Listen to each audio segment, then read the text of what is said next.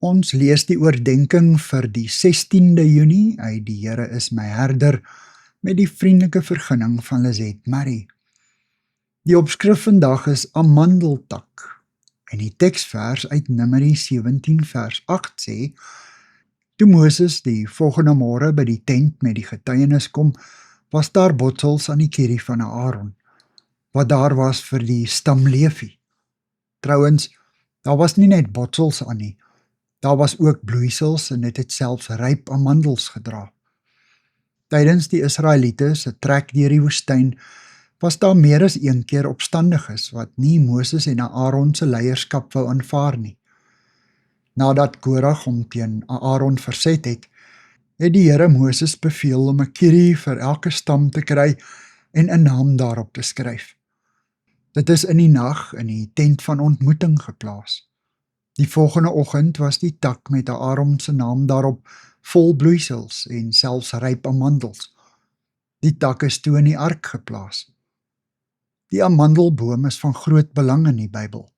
Dit is een van die bome wat heel eerste in die Israeliese lenteseisoen bloei en is simbolies van God se ywer om sy woord in vervulling te laat gaan.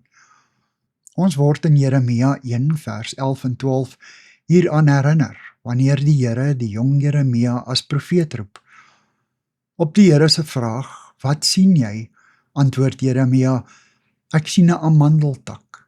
Hierop antwoord die Here, ek staan gereed om te doen wat ek gesê het.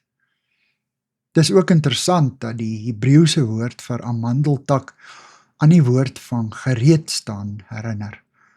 Die amandeltak in die verbondsark herinner ons steeds daaraan dat ons geroepenis is.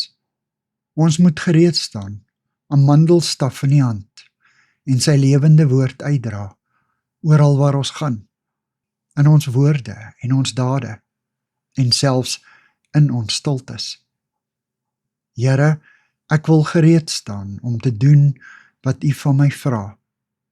Amen. Dankie vir die saamkuier. Ek deel Lizette se kontakbesonderhede in die inligtingsparagraaf van die kanaal. Daar is ook skakels na voorlesings van Lizette se ander publikasies wat hier beskikbaar is.